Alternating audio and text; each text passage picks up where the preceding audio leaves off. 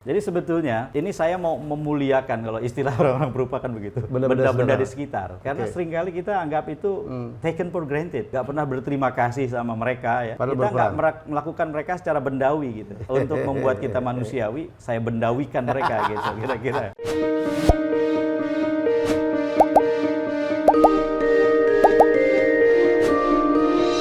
Assalamualaikum. Ya jadi udah lama saya nggak keluar. Biasanya kita di studio aja di Kemang. Kemarin saya terpanggil keluar. Saya ngelihat IG terus juga beberapa online ya news gitu. Kaget saya. Jadi ada seorang sahabat lama. Saya lebih bersahabat lagi dengan istri beliau karena partner paling top saya untuk nge-MC, terutama kegiatan-kegiatan politik. Wih, saya bilang ini orang sebenarnya pakar ilmu politik lah ya, dan wah, saya nyebut beliau ini dahsyat deh, ada di balik kesuksesan gubernur dan presiden ya. Ternyata dia ngelukis. Wah, bikin sketsa keren-keren. Saya datangin. Untung langsung disambut ya. Ini dia orangnya, Kang Saiful Fatah. Halo Mas. Assalamualaikum. Waalaikumsalam Mas. Ya. Nggak pernah duga loh saya, Kang itu ngelukis. Ya, tapi rata-rata orang begitu. Nggak ada yang menduga saya suka gambar gitu. Iya. Ya. Kalau kolektor aja kayak Fadlizon, kayak saya itu Iya, biasa iya, gitu. iya. Ini melakukan sendiri Ya, saya memang menggambar dari kecil. dari kecil. Dari kecil. Jadi di belakang ini kita akan tunjukkan karya-karya beliau. Nggak main-main loh. Mudah-mudahan, amin. Emang lagi nggak sibuk kan? Udah mau pemilihan-pemilihan nih. Sudah mulai, tapi justru asiknya kan melakukan Iya. ini. Apa pelampiasan? Ada penyeimbang, bukan pelampiasan lah, penyeimbang. Oke, Dan penyimbang dari apa otak ya? kiri, otak kanan. Otak kiri harus balance. harus balance. Sandrina mana? Sandrina lagi di Bali. Lagi di Bali. Lagi banyak kegiatan di Bali. Saya dulu tuh ketemunya dengan Sandrina. Tapi manajer saya dulu pernah kerja di Ya. manajer saya, tim ahli saya dulu pernah kerja di Kang Ep ya. Ya, Sahid Said Ibrahim. dan Baban Sarbana. Baban Sarbana. Jangan bangga, Baban dokter sekarang. Ya, saya PhD. lihat di IG-nya. Ya. Ya. Luar biasa. Ya, luar biasa. Setelah berjuang bertahun-tahun. Ya, luar biasa Baban. Sangat Baban itu. Sangat Baban. Dan saya nggak tahu ternyata. Jadi saya punya sahabat, teman satu angkatan di STAN, kerja di pajak, yang biasa dulu kami suruh-suruh, tapi dia nyuruh-nyuruh kita. Angkatan saya itu Kang Ep, tahun 81 STAN itu Sudirman Said, Haryono Umar. Tapi disuruh oleh Satu orang ini satu ya. orang, katanya ponakan Kang Ep. Itu dia. Kang Eman. Saya lihat profil, wah Cibarusa, Eman ini. Dan rumah kami cuma puluhan meter jaraknya. Benar. Memang ada hubungan keluarga ya? Iya, memang. Dan lumayan dekat hubungan Dekat, ya? keluarganya. Jadi ayah saya adalah sepupu kakeknya Kang Eman. Oke, jangan terbahas nanti dia GR lah. Kita akan mulai mungkin dari sini dulu Kang Ep. Ya. Yuk, silakan. Ayo. Ya. Ya, ini Kang Ep yang menarik saya. Jadi Ya. ini kalau menurut saya ya, ini lukisan atau sketsa sih nyebutnya? Nah, ya sebetulnya orang yang di dunia seni rupa menolak ini sebagai sketsa karena mereka anggap sketsa itu kan sesuatu yang digambar cepat. Cepat ya? Ya. Ini tidak cepat. Ini digambar di ruangan kata mereka, lalu Oke. kemudian Serius? dengan waktu tertentu. Gitu. Lebih serius. Tapi sebetulnya kalau dilihat cepat ada juga yang cepat gitu. Saya sih tunduk saja sama mereka. Saya kan bukan orang seni rupa, jadi saya bilang gambar aja udah deh. Gambar terserah. Oh, namanya apa terserah gambar. Dulu kan ada Persatuan Ahli Gambar ya? Iya, betul. Mereka betul. sulit nyebut pelukis. Persagi. Persagi, Iya. kan ahli gambar kan? Iya, ahli gambar Indonesia. Karena mediumnya kan beda-beda ya. Beda-beda. Ada di Iya. kanvas, Iya, ada betul. di kertas. Iya. Kang Ep, ini memang series dari benda-benda sehari-hari ya. Iya. Ini yang saya menarik loh. Ya. Jadi memang ketika saya ditantang untuk pameran ini, itu ceritanya juga unik tuh. Saya Oke. ditantang bikin pameran ini. Oh gitu. Ini jadi pameran ini. Jadi ini di ruang garasi di Gandaria 4 ya, betul ya? Gandaria 4 nomor 2. Nomor 2 Jakarta Selatan. Jadi kalau mau melihat karya-karya Kang Ep ke sini. Ya. Dan saya tahu bahwa ternyata ini kata Kang Ep cukup aktif ya ini galeri ini ya. Ini hampir setiap bulan lah. Setiap karena bulan. Setiap bulan ada pameran. Top.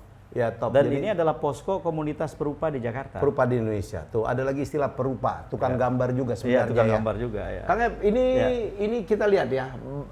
Ini judulnya apa? Bekal sehat. Ya, selagi waras. Selagi Ada waras. selagi waras ya, Mas. Oh, itu ini semua ya? Apa buah-buah ya? Buah-buah. Jadi ketika saya waras, saya ingin makan sehat. Oke. Dari rumah saya bawa yang seperti ini. Oke. Saya gambar. Ini Sandrina nih. Satpamnya, enggak security-nya. Ya, itu security terbaik lah di dunia. Oke. Dan ada tulisannya di menarik ya. Bekal sehat selagi waras. Kiwi, buah naga, pepaya atau buah-buahan lain adalah bekal sehat. Saya selagi waras, ya. sadar kesehatan, ingat umur. Iya. Emang setua apa sih? Tuan juga gua lah. Sayangnya kewarasan semacam ini lumayan langka. Jauh lebih sering yang jadi bekal adalah yang tidak bikin sehat atau makan penganan sembarang saja seketemunya. Oke. Menarik. Jadi ini pesannya, tulisan tangannya, narasinya menjadi bagian yang penting ya, Kang? Iya, iya. Jadi sebetulnya ini saya mau memuliakan, kalau istilah orang-orang berupa kan begitu. Ingin memuliakan benda-benda di sekitar. Benda-benda yang remeh-temeh ya. Remeh-temeh. Karena seringkali kita anggap itu taken for granted. Nggak pernah berterima kasih sama mereka ya. Iya. Kita nggak melakukan mereka secara bendawi gitu. Nah, untuk membuat kita manusiawi, saya bendawikan mereka gitu, kira-kira. Nah, bukan jadi, manusiawi kan benda bukan ya. Ini kayak ini. Ya, jadi berbagai jenis objek yang ada di sekitar saya, mulai dari makanan yang sangat saya suka. Apa nih Kang Ep, makanan yang suka? Ini nasi merah, teri, sambal sama sayur asem. Cukup. Ini udah paling enak sedunia udah. Enak banget Sandrina ya. Hemat ya. Dapat suami pakai hemat.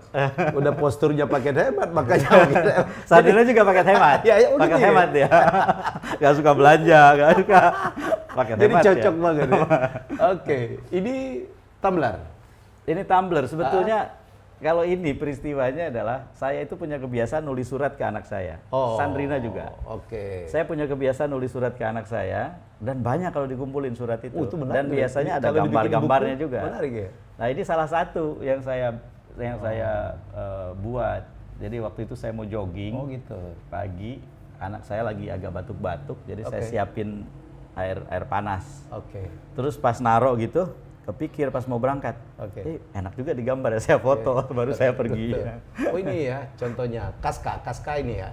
Ya itu surat saya itu, sesuai fotonya. Papa jogging di Bintaro, Loops ya, ini Papa siap. Jadi punya kebiasaan berkirim surat? Berkirim surat seperti ini, tapi jarang. Termasuk dulu dengan Santrina ngerayu-ngerayu pakai surat juga? Enggak pakai ada handphone itu.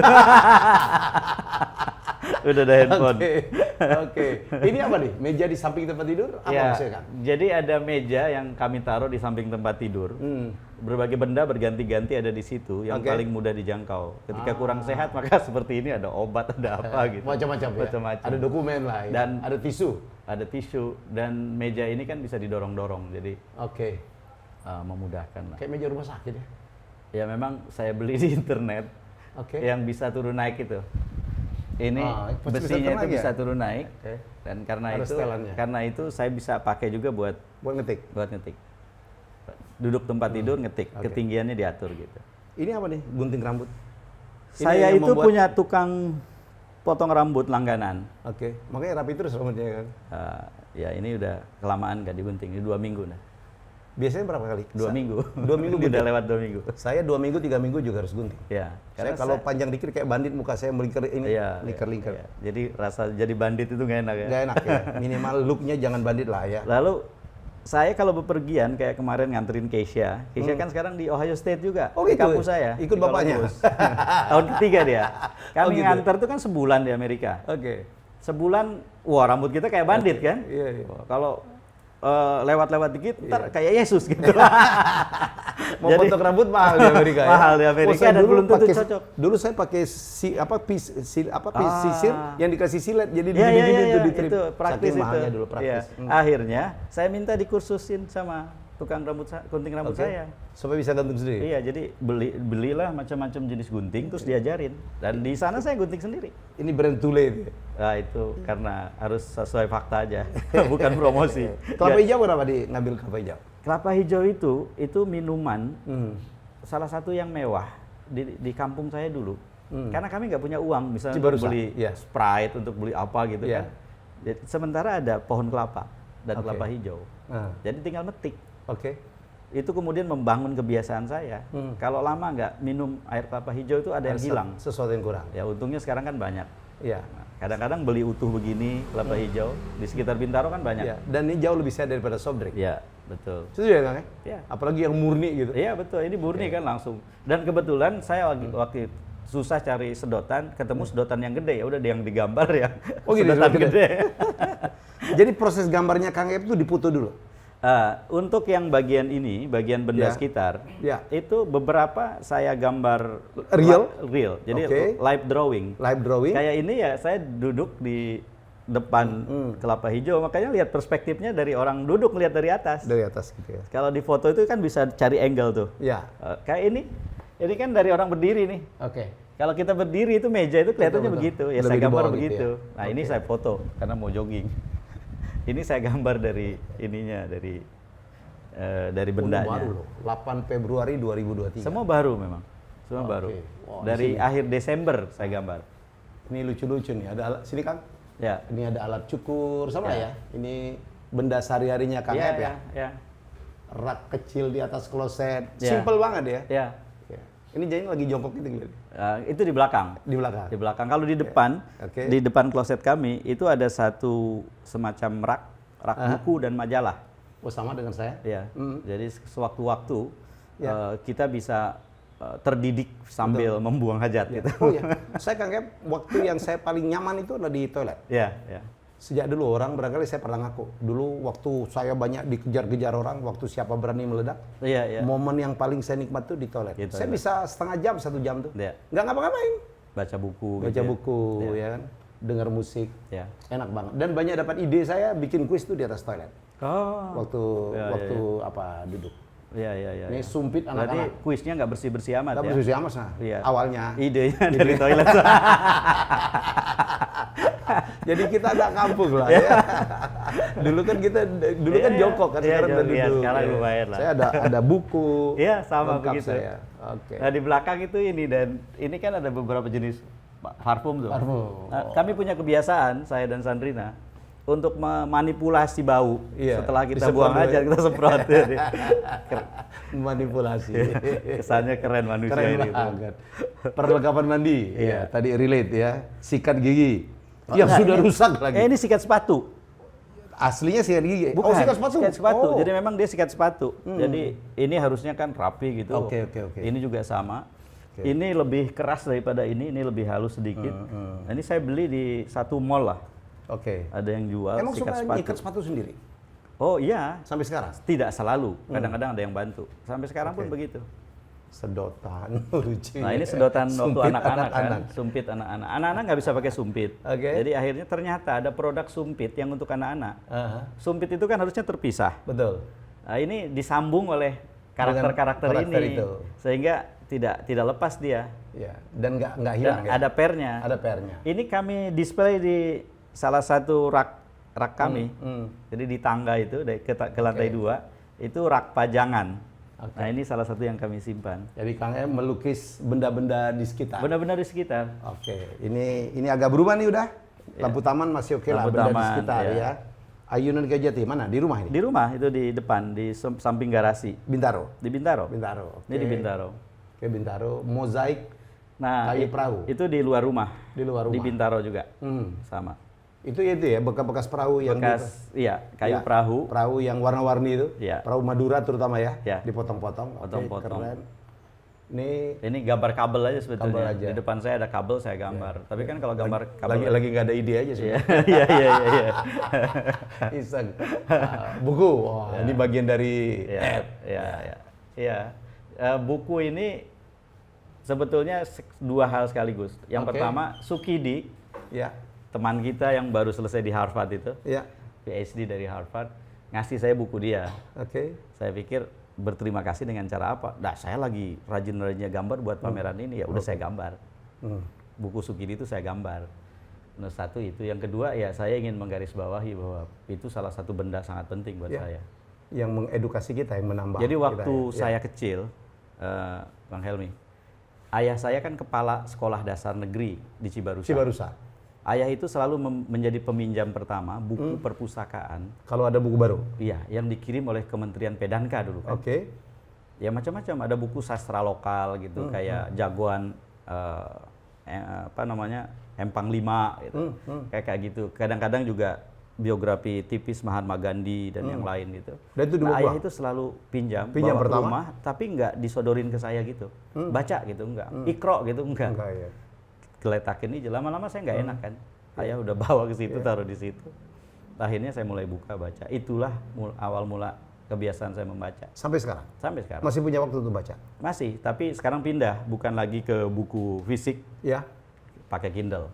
Pakai Kindle, karena praktis ya? Praktis. Saya tuh masih nggak bisa tuh, saya lebih senang yang print gitu. Betul, saya tidak pernah menamatkan buku di Kindle kecuali satu buku. Iya? Yaitu biografinya Cristiano Ronaldo. Wih, ada pemuja Cristiano Ronaldo? Iya, bukan hanya di dalam lapangan, tapi campuran dengan di luar lapangan. Saya sama, saya banyak dibully sekarang karena saya pemuja Cristiano Ronaldo, hafal saya. Saya suka sekali dengan kebaikan hatinya, sosialnya, perhatiannya, termasuk Indonesia. Saya kemarin agak kecewa dengan sikap dia terakhir-terakhir. Iya, waktu wawancara dengan Piers Morgan. Itu sangat tidak Cristiano itu. Iya, sangat tidak Cristiano. Saya pikir dia panik ya. Dari orang raja gitu dan kemudian ternyata ada raja baru yang kita tidak pernah sebut. Sampai sekarang saya kritik. Saya bilang enggak, ini kan masalah semacam post power syndrome Betul, sebetulnya. post power. Dia nggak sadar bahwa semua orang itu ada eranya. Ya, setiap orang ada masanya, setiap masa ada orangnya. Jadi transisi Cristiano itu ternyata tidak dia lewati dengan baik. Dengan baik. Ya, tapi mudah-mudahan ke depan dia makin membaik. Sekarang udah mulai bagus ya. Ya. Udah mulai bagus, banyak ngegolin walaupun ya lawannya Liechtenstein. Nanti kena lagi. Luxembourg. Di liganya ya, Anda tahu liganya lah ya. Oke.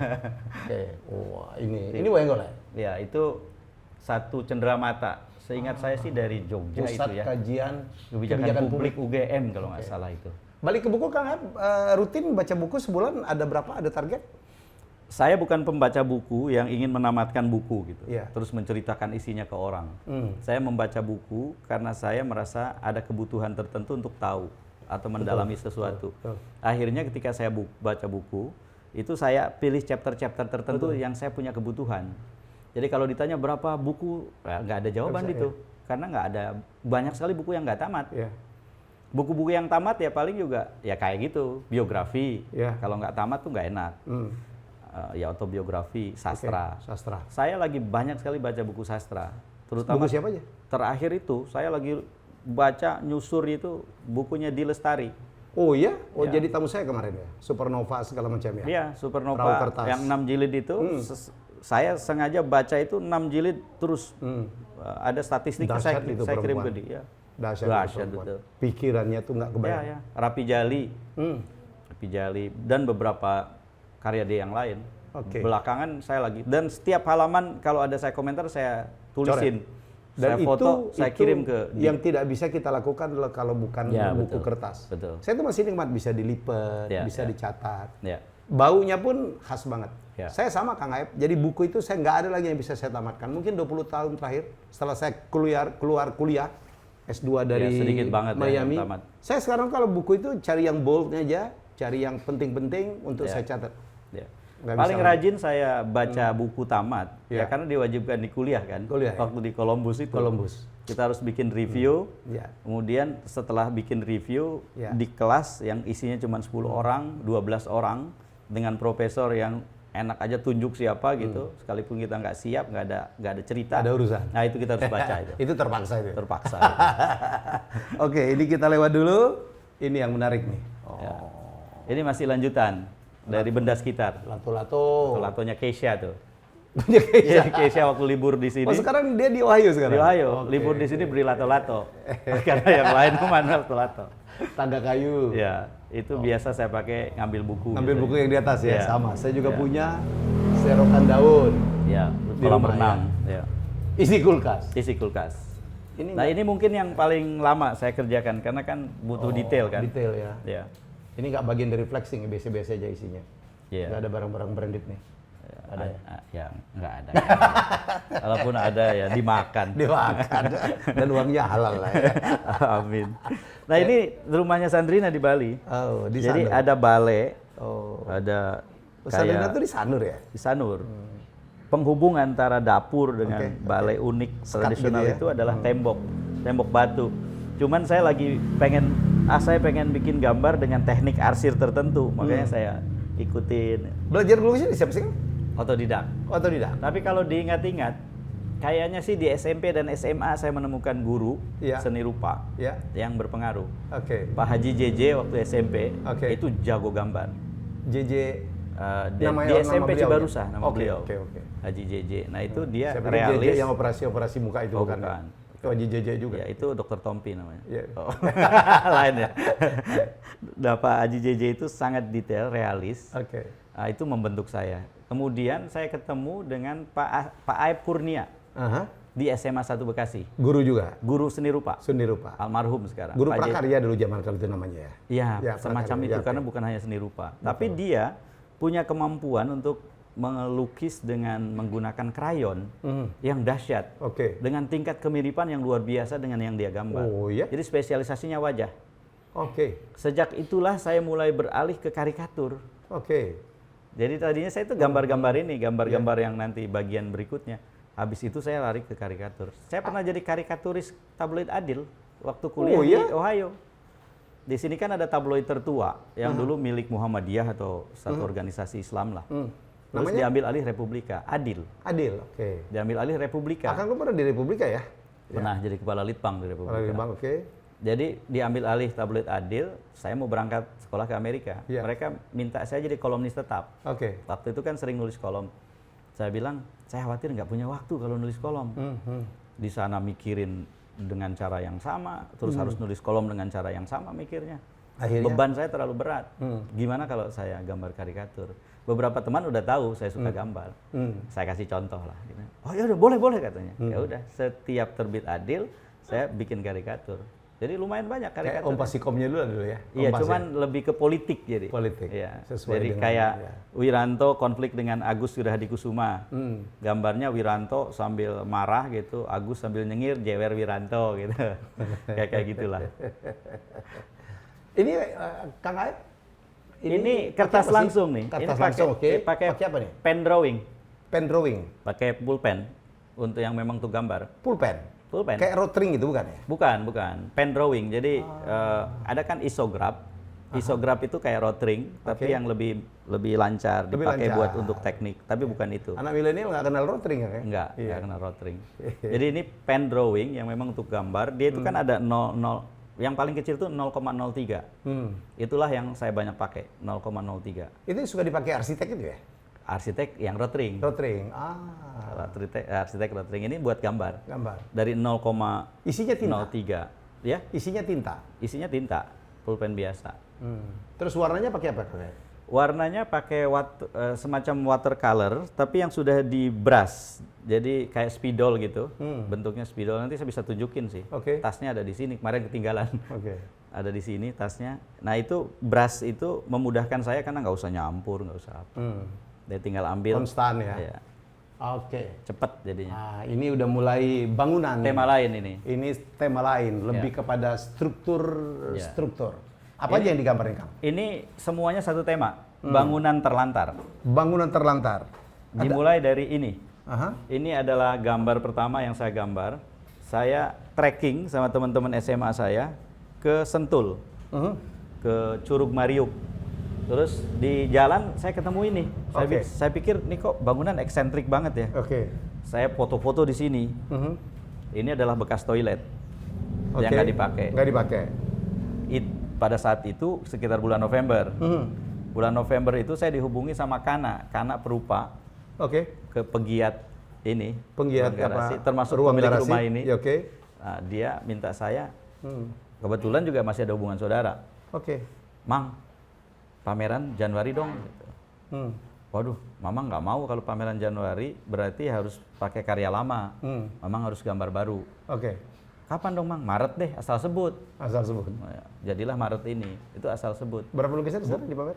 55 sesuai umur. Semua karya baru? Nah, sesuai umur. 8 aja yang tokoh-tokoh itu yang bukan. Ya, itu yang lama. Yang lama. Ada jadi satu. Ini semua bangunan terlantar, Kak? Bangunan terlantar. Ini Taman Festival Bali juga terlantar? Terlantar. Itu apartemen mangkrak di Kemang.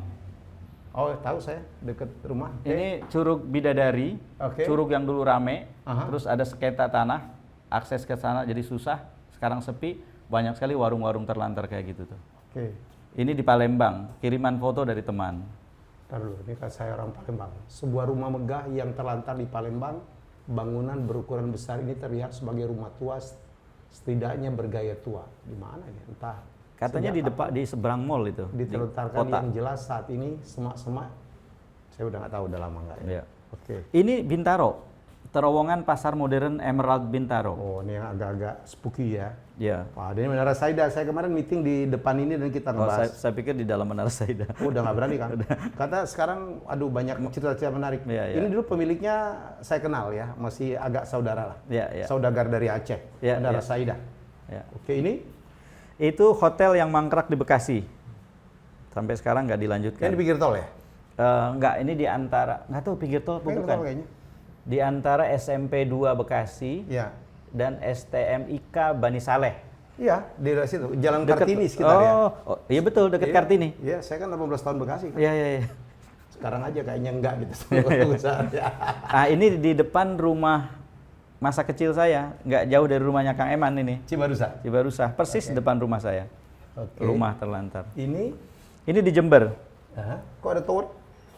Jadi ini memang rumah-rumah di bawah yang kelihatan dari beranda balkon satu hotel yang saya tinggali. Dan saya lihat ada rumah yang gentengnya itu dibiarkan jebol begitu aja gitu. Baik, ini 1, 2, 3, 4, 5. Ini 23. 23 temanya rumah-rumah atau bangun-bangun terlantar. Ya, bangunan terlantar. Saya simpan pertanyaan karena saya melihat akan sengaja dibikin Mekarta terlantar gini. Iya, itu kan memang terlantar juga. Ini menjadi isu nih kemarin ya? Iya, sebetulnya banyak yang juga nanya. Kemarin ada Ramadan Pohan. Ramadan Pohan. Datang sini, nanya, mana Hambalang? Itu politis. Iya, itu politis. Kalau ini kan nggak terlalu politis, ini bisnis ini. Bisnis tapi kan ada politisnya. Ada politiknya. Ini 23 jumlahnya. Masih ada benda lagi? Sekitar 23. Karena itu nomornya Michael Jordan. Oh, Anda pengagum Michael Jordan? Ya, itu 9 nomornya Michael Jordan. Nggak ada 7 ya? Kalau Ronaldo? Kalau 7 jadi umur saya dimudain. Harus 9. Jadi 55. Pengagum Michael Jordan? Sejak Kalam, anak saya yang pertama, di Ohio, di Columbus, tiba-tiba menjadi penggemar basket, karena di situ ada lapangan basket, ada NBA Junior di Public Park, dan seterusnya. Saya kalau anak menyukai sesuatu, saya harus punya pengetahuan yang minimal sama. Kenapa Jordan? Jordan kan nggak dari situ. Kalau ke Ohio itu kan paling dia bukan karena sentimen lokalnya, kotanya. Mestinya dia ke Cleveland Cavaliers dong lebih tepat ya. Waktu itu belum ada bintang. LeBron kan belum ada. Tahun 2000 itu. LeBron masih SMA. Dulu Kang aku hafal ada Brad Daugherty, keren sebenarnya ya. Ada Bang. Allen Iverson. Waduh. Jadi ngomongin itu udah nggak selesai. Iya betul, apalagi sama Selmi. Dulu gua nggak kuliah belajar basket. Jadi sejak itulah saya baca buku-buku Michael Jordan. Banyak hikmahnya. Kayak misalnya ternyata saya menjadi mengagumi dia luar biasa ketika tahu misalnya bahwa Jordan lah di Chicago Bulls yang selalu berterima kasih sama siapapun. Dia masuk toilet, ketemu janitor, dia akan bilang makasih. Anda sudah membuat toilet ini bersih seperti ini, terima kasih. Banyak keteladanan. Dari semua pemain Chicago Bulls, cuman dia yang bilang makasih kalau dilempar handuk waktu dia duduk di bangku cadangan. Orang lain nggak ada yang peduli, dilempar handuk, ditangkap, udah dia pakai, duduk. Hanya Jordan yang bilang thank you. Saya pengagum Michael Jordan, balik tuh. Mestinya kita berharap Ronaldo, idola saya sampai sekarang. Kalau skill, kerja kerasnya, one of the best lah. Mestinya dia kayak Michael Jordan. Begitu pensiun pun dia tahu diri lah ya kan? Tahu diri, dia pensiun baik-baik, menjadi idola banyak anak muda gitu. Mestinya begitu. Tapi itu pilihan. Saya berharap betul Ronaldo mungkin sadar. Kemarin dia udah ngomong lah. Dia bahwa mengalami hard time mungkin dia nggak siap. Dari selalu ngegolin, ternyata enggak, kan larinya udah tidak secepat dulu. Iya kan, jadi menurut saya Jordan. Ya kita doakan dia husnul khotimah lah. Betul. Di sepak bola. Sepak bola minimal ya. Ini udah di tempat yang baik lah. Dan sekarang udah mulai ngegolin, di timnas dipakai ngegolin. Jadi kita berharap yang terbaik, memberikan keteladanan. Dulu LeBron juga udah mulai itu dan ternyata udah bersiap ya. Tapi LeBron punya Liverpool. Kalian suka bola juga nggak? Saya suka bola. Tapi Persib? Enggak.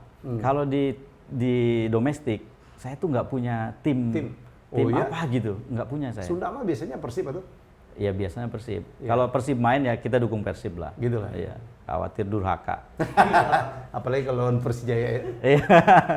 Semalam saya baru habis nonton bola. Diundang sama Coach Indra Safri. Indonesia Burundi. Oh, dua-dua ya? Dua-dua. Semoga menang lah. Lolos kita ya. Oke, baik. Nah, ini terakhir. Ini terakhir. Yang 9 itu. Dari sini ini kakaknya Sandrina dengar ya? Iya. Oke. Meninggal karena COVID. Ya. Agustus 2021. Ini sahabat kita, Ya. Radar Pancadhana ya. Penyair, penulis, dramawan, penulis yang sangat produktif. Ya. Ini idola saya, walau Ya. tim kita beda, Wimar Witular. Bang ini Wimar ya. The Gunners ya. Ya. Ini Arsenal sejati. Saya bilang fans paling setia karena timnya nggak pernah juara. Insya Allah tahun ini juara. Bang Wimar itu punya tempat khusus dalam sejarah saya. Kenapa? Jadi sebelum Pak Harto jatuh, Iya. Bang Wimar kan punya acara perspektif. Perspektif. Di acara perspektif itu, saya pertama kali bisa bicara panjang sekali. Oke. Setelah sebelumnya biasanya, saya mulai diundang TV tahun 95. Oke. Saya masih ingat tanggalnya, 28 Oktober 95. Oh, begitu berkesan ya. Karena Hari Sumpah Pemuda. Jadi karena temanya khusus, saya ingat. Tapi kan waktu itu yang namanya talk show, itu cuman selingan dari acara berita. Tidak ada talk show khusus. Ah, iya. 7 menit paling panjang itu. 7 menit itu paling panjang dibagi 2 segmen biasanya. Oke. Jadi saya sering diundang tuh di berita-berita TV-TV swasta, mengisi talk show sebagai selingan berita. Ketemulah saya sama Bang Wimar di satu seminar di Fakultas MIPA. Di UI. Iya. Waktu itu suasana sudah krisis moneter sudah makin tidak terkelola. Bang Wimar datang jadi pembicara, saya ikut jadi pembicara, yang paling muda di antara yang pembicara. Muda, keren gitu ya. Pinter. Mudah-mudahan. Amin. Terus kemudian Bang Wimar untuk pertama kali dengerin saya. Oh gitu. Terus Bang, minggu depan harus Anda yang saya undang. Itulah berjam-jam saya ngomong kan. Dipancing pertanyaan-pertanyaan cerdasnya Bang Wimar. Sejak itulah saya kemudian merasa bahwa orang paham saya. Oke. Karena Bisa dimengerti. karena saya panjang banget ngomong di acara Bang Wimar. Jadi Bang Wimar lah yang sebenarnya memperkenalkan saya ke Indonesia. Praktis. Karena kalau tidak ada dia ya orang hanya mendengar saya dari omongan 7 menit, 5 menit, 3,5 menit gitu. Beliau baru saja meninggalkan kita ya. Ya. Saya kenangan saya luar biasa juga. Ya, luar Kita biasa. kalau ketemu itu dia senang banget makanannya di restoran Jepang. Kita makan restoran Jepang di Kebayoran. Ya, dan ada cerita lain waktu awal reformasi, Bang Wimar itu kan jadi pemandu acara talk show yang disiarkan langsung di 5 stasiun TV swasta. Apa namanya? Detak-detik pemilu. Detak-detik pemilu. Menjelang pemilu ya? Menjelang pemilu sampai dengan pas pelaksanaan pemilu. Rupanya itu memancing banyak protes. Karena Bang Wimar dianggap terlalu PDIP gitu, terlalu merah gitu. Iya. 2009? Bukan, 99, 98, 99. Maka kemudian Itu era reformasi kan? awal reformasi. Maka kemudian ketika mau dilanjutkan, mereka mencari pemandu talk show yang baru. Iya. Maka diadakanlah audisi. Iya. Ada 5 orang. Saya, Prof. Palina Singka, Anas Urbaningrum, penyiar radio yang Melayu dari Australia, radio Noim Hayat, sama dari televisi, penyiar lama televisi yang laki-laki itu salah satu. 5 termasuk saya. Jadi kita audisi, saya yang lolos jadi pembawa acara. Jadilah saya pemandu acara menuju Indonesia Baru itu, yang sebetulnya adalah kelanjutan dari detak-detik pemilu. Cikal bakalnya detak-detik pemilu itu. Jadi Selasa malam setengah jam, kemudian diperpanjang jadi 1 jam, itu disiarkan langsung 5 stasiun TV swasta, melanjutkan Bang Wimar gitu. Jadi peranan Bang Wimar itu dahsyat buat dalam saya. hidup. Iya. Jadi he shape you ya. Iya. Dia membentuk saya. Selain sejumlah orang lain ya. Dan 2 tokoh ini ya, sampai ada 2 gambar atau malah lebih lagi? Bung Karno mungkin saya udah gambar 5 atau 6 kali ya. Jadi ini sebagian kecil dari yang pernah saya gambar. Melengkapi 9 supaya 55 sesuai umur tadi. Ini tokoh luar biasa ya. Luar biasa. Bayangin Indonesia baru merdeka dan dia meletakkan Indonesia dalam mapping pergaulan elit politik dunia dalam itu, tempat yang sangat dihormati. Ya, betul. Ya. Dia bisa lead itu Amerika dengan Soviet, ada Cina-nya dia lead itu dia pimpin. Dia di tengah-tengah. Gerakan non-blok. Dia di tengah-tengah. Bukan di tengah nggak ngapa-ngapain gitu, betul, tapi dia betul. mainkan betul. Iya, ke kanan lihat Amerika, ke kiri lihat Soviet, ke tengah-tengah lihat Bung Karno gitu. Kira-kira begitu. Ini orang luar biasa. Dan saya menjadi sangat personal dengan Bung Karno ini. Karena ibundanya Sandrina adalah mantan press officer-nya Bung Karno. selama sekitar 4 tahun. Abuela. Wah, saya tahu Abuela. Abuela itu nenek bahasa Spanyol. Bahasanya bahasa Portugis. Bahasa Spanyol. Abuela. Nah, jadi Abuela ini 4 tahun bersama Bung Karno jadi Pro Officer, terus-terusan melekat gitu. Dan waktu Abuela masih hidup, Abuela menceritakan ke saya sisi-sisi personal Bung Karno yang amat sangat luar biasa. Termasuk bagaimana seorang Soekarno itu bisa datang ke orang dalam bahasa Abuela serendah saya gitu, sebagai press officernya, untuk ngajak salaman, minta maaf karena merasa salah misalnya. Oh, itu dahsyat itu. Itu dahsyat ya. Itu marahin ya. Dahsyat. Pergaulan beliau dengan tokoh-tokoh, dia menemukan tokoh Sarinah ya. Ya. Marhaen, petani di Bandung. Petani di Bandung ya. Luar biasa. Kita kemarin bahas, saya dengan Dr. Koni dengan Mas Hui ngebahas betapa tahun 55-an aja Trikora segala macam ya. Jadi Indonesia itu dulu dianggap sebagai kekuatan militer yang paling disegari di Southern Hemisphere. Jadi kita di atas Jepang, di atas Australia, di atas Korea. Ya, dahsyat dulu. Oke. We miss you ya. Bung Karno. Ini Acep Iwan Saidi namanya. Kawan baik saya, dia dosen ITB, dia penyair, dia ahli semiotika, penulis juga, suka nulis di banyak media nasional. Kawan ya. Ini Abdul Karim? Mang Karim ini adalah tukang uli ketan. Ini favorit saya nih. Uli ketan tape. Kan? Ini dibakar? Atau yang di dalam bukan yang dibakar, plastik? Yang di dalam plastik. Yang dikasih tape? Nah, kasih tape ketan. Nah, dia ini saya temukan, saya bertemu dengan Mang Karim ini pada saat saya coaching lari. Saya kan sejak September mulai rutin jogging dan lari. Dan 12 Maret kemarin saya ikut lomba lari pertama saya dalam hidup. Di? 10K di Solo. Finish. 1 jam 16 menit. Lumayan. Saya belum nanya, lumayan.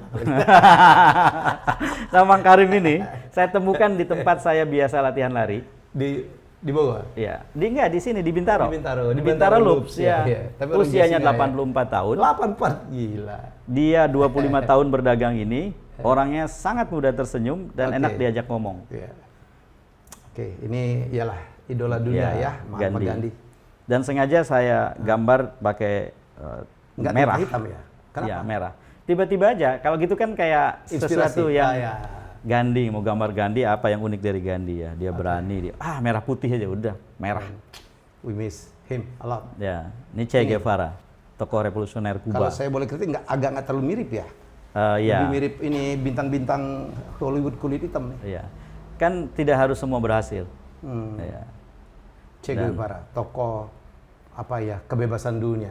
Revolusi Kuba. Ini aslinya bukan orang Kuba, kalau nggak salah dia aslinya dari negara mana gitu ya. Tapi dia sangat diakui oleh di Kuba, temannya Fidel Castro. Iya, betul. Dan fotonya dengan baret itu sampai sekarang tetap menjadi merchandise untuk kaos yang paling hebat. Sebetulnya Mas Helmi, saya itu berencana pameran ini mau memamerkan semua karya baru saya.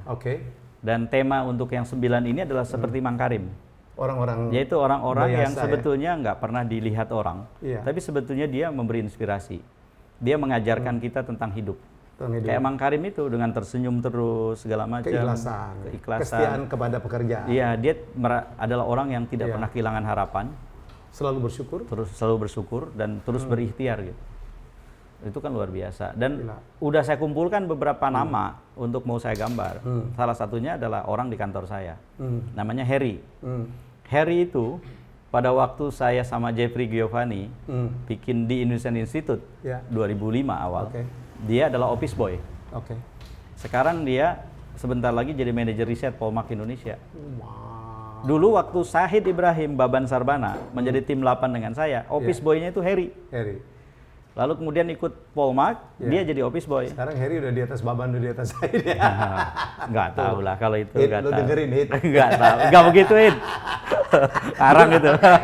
Ini kalimat gue nih, biar dia panas tuh Ban, dengerin Ban. Jadi Harry itu office boy. Polmark berdiri. Sekolahnya apa? Lalu lulusan SMA. Oh iya? Lalu kemudian Polmark 1 tahun, dia ngobrol ke saya, Pak, saya kok pengen sekolah, harus. Maka saya naikkan jabatannya dari office boy menjadi messenger. Messenger. Kurir. Agak naik dikit ya. Agak naik dikit, ditambah waktu dia jadi leluasa untuk baca. Kalau jadi office boy, wah saya repot dia. Ya, repot. Maka dia kuliah. Tadinya kuliahnya D3. Oke. Terus sambil kuliah D3 itu dia mulai pengen belajar ikut survei. Coding, entry data, kayak gitulah. Yeah. Yang mau belajar orangnya. Mau belajar orangnya. Terus kemudian saya dorong, S1 Akhirnya selesai S1 komputer. Sekitar sebelum pandemi, saya undang Profesor Asep, Rektor Al-Azhar. Universitas Al-Azhar ya. Mantan Rektor IPB, ahli statistik. Saya cerita tentang Heri, ada Herinya di situ. Kita diskusi sama Prof Asep. Prof Asep bilang, saya akan kasih rekomendasi Heri kalau Heri mau ambil S2 statistik di IPB. Lalu lagi saya dorong-dorong. Sekarang dia sudah punya mobil, sudah punya rumah, punya motor. Dia sebentar lagi. Senang ya, Kang? Iya, senang. Nah, itu layak dia ditampilin di sini gitu. Siap. Nah, tapi ternyata Maret sudah datang, saya udah nggak punya kesempatan gambar. Karena semua gambar ini saya gambar di sela-sela kegiatan saya. Satu gambar berapa lama takes time? Ada yang lama, seperti misalnya 2 jaman. 2 jam itu kayak kulkas itu 2 jam. Ya, detail ya. Tapi ada yang 45 menit kayak toilet itu, yaitu 45 menit selesai. Terima kasih sudah menonton Helmia Bicara. Jangan lupa untuk like, comment, share, dan subscribe.